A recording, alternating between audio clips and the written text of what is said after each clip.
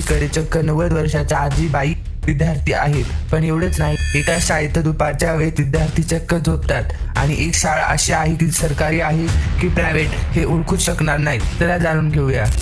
ही शाळा पाहिल्यावर तुम्हाला एक प्रश्न नक्की पडेल, अरे मी या शाळेत का नव्हतो? कारण पुणे जिल्ह्यातील खेड तालुक्यात असलेल्या सिंदरनगर जिल्हा परिषद शाळेत दुपारच्या जेवणानंतर चक्क मुलांना अर्धा तास झोपायला दिलं जातं. हो, अगदी खरं आहे. गावाकडे मोठी माणसं दुपारी थोडी विश्रांती घेतात, मग मुलांनाही थोडा आराम मिळावा तर काय हरकत आहे असा विचार या शाळेने केला.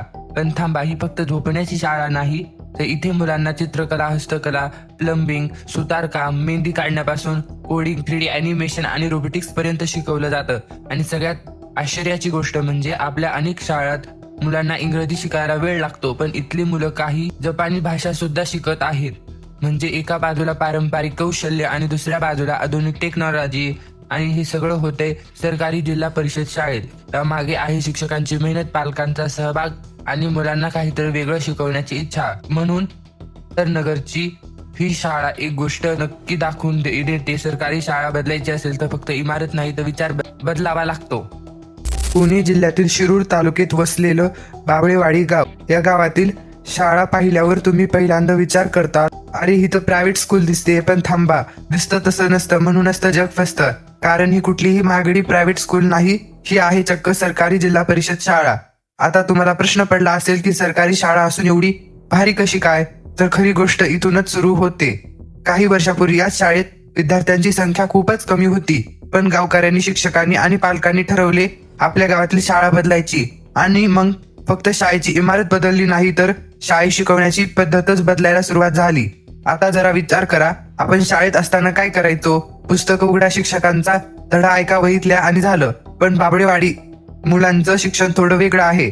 इथे टॅबलेट आणि डिजिटल तंत्रज्ञानाचा वापर करून मुलांना शिकवलं जातं. म्हणजे अभ्यास फक्त वही पुस्तकापुरता मर्यादित राहत नाही.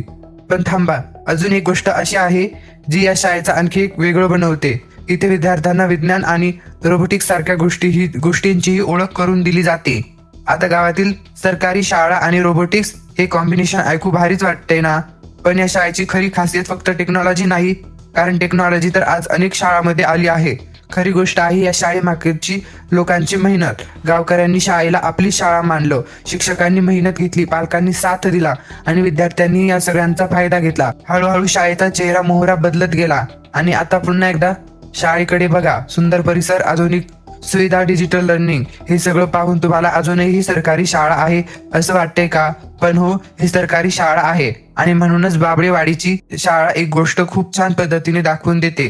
सरकारी शाळा म्हणजे फक्त जुनी इमारत, फळा आणि खडू असं नाही. योग्य शिक्षक, गावकऱ्यांची साथ आणि बदल करण्याची इच्छा असेल तर शाळा सुद्धा प्रायव्हेट स्कूलला टक्कर देऊ शकते. आणि म्हणूनच बाबळेवाडीची ही शाळा फक्त एक शाळा नाही, तर आपली सरकारी शाळा आपणच बदलू शकतो याचे भन्नाट उदाहरण आहे. चला बघूयात पुढची शाळा. आता आहे आपल्या लिस्ट मधली शेवटची शाळा. सगळ्यात वेगळी आणि सगळ्यात खास आहे, कारण इथे शाळेत जाणारी मुलं नाहीत, तर 60, 70, 80 आणि 90 वर्षाच्या आजीबाई आहेत. हो, अगदी बरोबर ऐकलात. ही आहे ठाणे जिल्ह्यातील मुरबाड तालुक्यातील फांगणे गावातील आजीबाईंची शाळा. आता तुम्हाला प्रश्न पडला असेल, पण या वयात या आजीबाई शाळेत येतात तरी कशासाठी?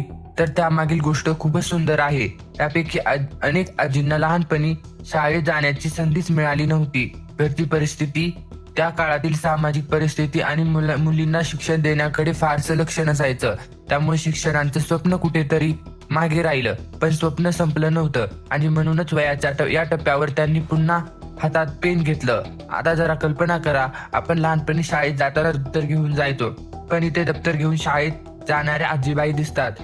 काही आजी अक्षर ओळखायला शिकतात, काही स्वतःचं नाव लिहायला शिकतात, तर काही वाचन आणि साधं गणित शिकतात. आणि इथली सगळ्यात भारी गोष्ट माहितीये, त्या शिकताना लाजत नाहीत, उलट शिकण्याचा आनंद घेतात. पण थांबा, या शाळेची गोष्ट इथे संपत नाही.